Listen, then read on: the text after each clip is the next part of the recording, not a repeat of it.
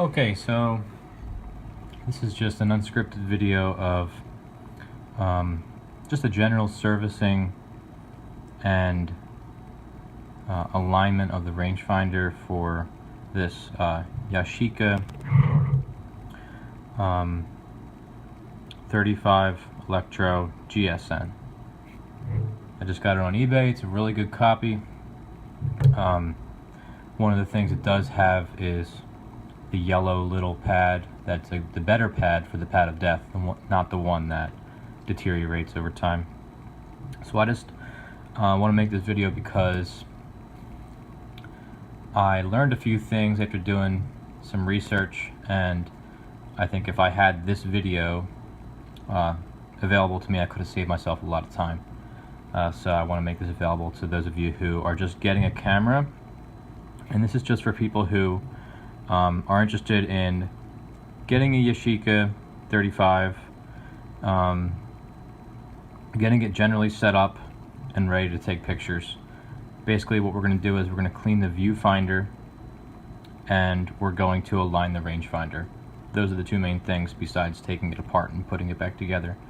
And I'll share with you guys a few tips along the way about taking this apart.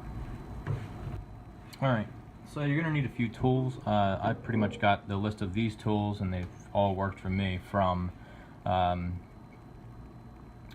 setting up my Olympus OM1N. It's a Olympus film camera. I got that information from Repair Old Cameras. It's a YouTube channel and they do videos on repairing old cameras. They have a list of tools that you can get.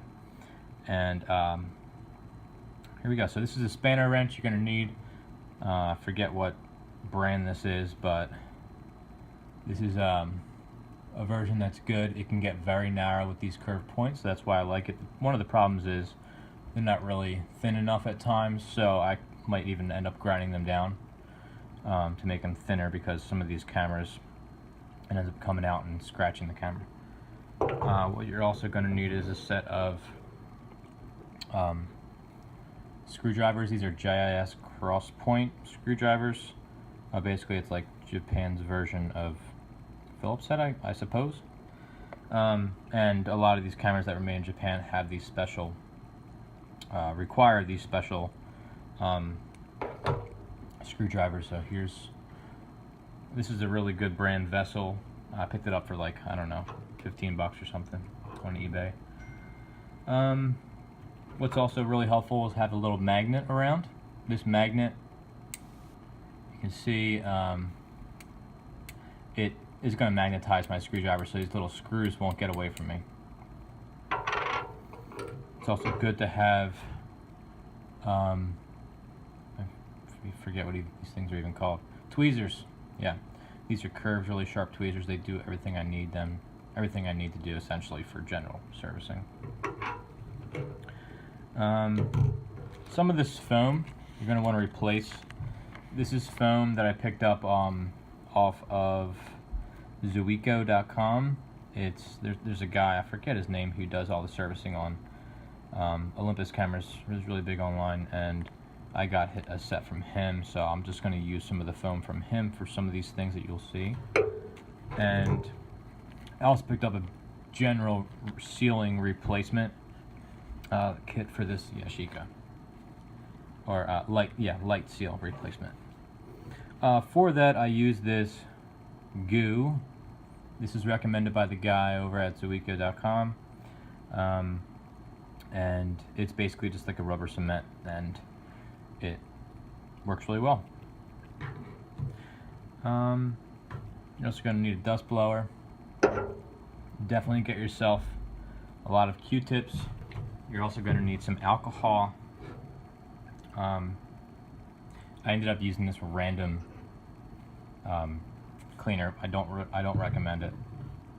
I would just use alcohol on this glass. All right, let's get started. First thing, one of the first things you can do, you can pop this up and pull it open, And so this is going to screw off, but you're going to see that inside here, when this goes down, there's this little slot that you can get a screw in, or a screwdriver in, put it in between to hold it, and then you can twist this off.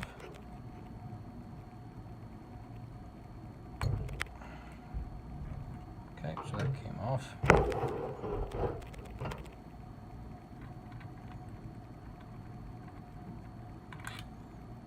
Okay, you can see it has a washer. Just goes on very simply with the washer. Everyone recommends putting these aside in a special little place. I just have a little tin. I'll put everything in there. Generally, you really don't have to worry about the order of this general taking apart and assembly. You'll remember where everything goes. So people recommend taping this down in case it like falls inside. You can see like that. If this is locked and if you close it, you're not gonna be able to get it open again unless you get something in there. I guess you can screw that other thing back in there, but people recommend just putting some tape on here. I wouldn't worry about it. I would just make sure it stays up. That's all. I did put tape on it my first time.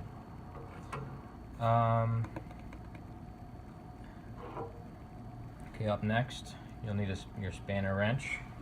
And you gotta be careful with these because on my Olympus, I scratched it by turning it wrong. For this, it's already a little bit loose, so it's gonna be easier for me. So I would just apply pressure, but not too much, you know. Yours should come up with a little bit of a thud because it's probably locked in there way better, like mine would be if it was on right. And then you're just gonna twist all this off until the screw comes out. You'll be able to hear it or feel it. There we go. And you can see when this comes apart, you got this, you got a little, you got a little washer, okay? Underneath that, you're gonna have this piece here, and you can see when this goes back on, the little hole should be to the bottom right, and this is gonna line up. That little notch here is gonna go inside the hole, just like that, and you're just gonna screw it back on. That's it. Very simple. Up next, you're gonna need your spanner wrench again. You're gonna have to make it really small this time. First time this came off pretty easily for me. Your ASA dial.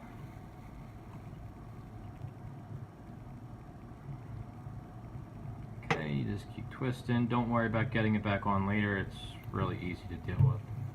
Okay. And just get your fingernails under there, pick the whole thing up.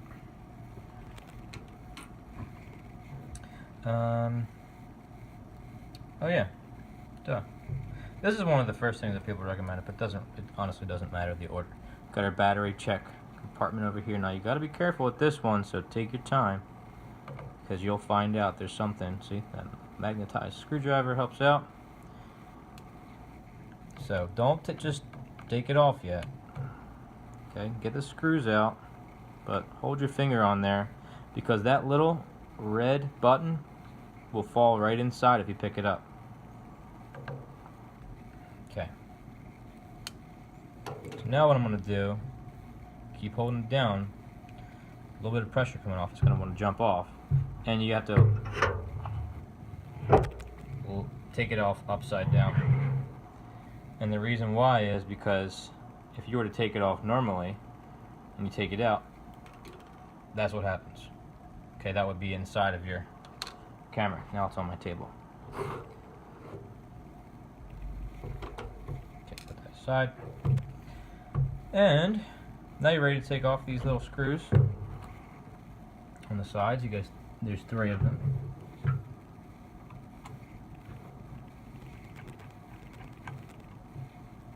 Okay, there's 1. There's 2. Always be careful not to strip things. Just take your time. It's hard for me to take my time sometimes. I always want to get excited and strip a screw, then I regret it. Alright. Now,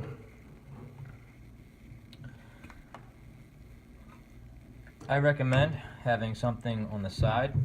I have a tape dispenser here, and the reason why is so that when you take this off, this cap, okay, it's still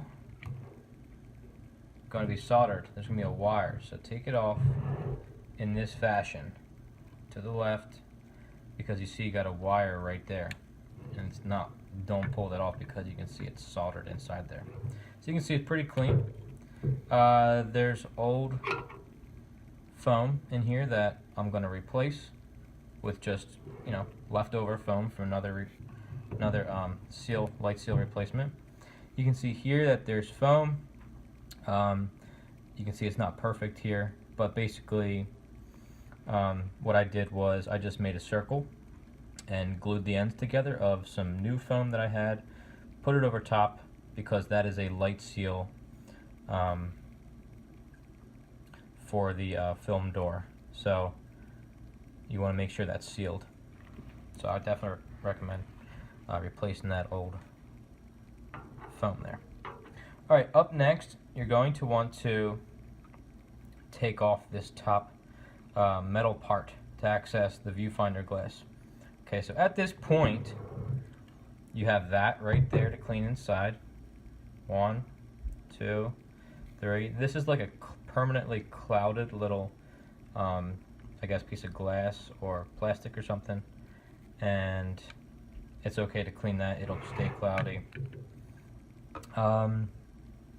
All in here is going to be your glass. Was not intending on taking this off, but suppose I will. Okay, so this I had some trouble getting off, and I ended up gluing it down on my own. As you can see, it's got a little bit of glue. I'm just going to leave it. You can take that off completely, but I'm just going to leave it off. So in here is all your glass. Now what you're going to want to do is you're going to want to take your alcohol and your Q-tip, and you're going to want to get everywhere you can with this glass. Obviously being very gentle, but what I recommend doing is put alcohol on here, go over it well with your alcohol side, then get a dry side, and you want to buff it off. Okay, the best way to clean glass is not just to wipe the alcohol off and leave it. You want to get it to where the point where it's just about dry, and you buff out all of any stray marks. So you want to wipe it real good and buff out any streaks with a very dry Q-tip. You might have to take a couple of them to do it. I used multiple Q-tips during this whole process. I'd probably use something like at least 10 Q-tips, easy.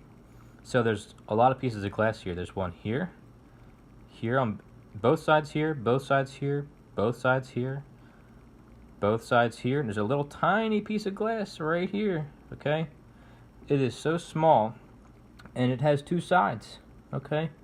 So if you want to clean that, you gotta really have good hands for that.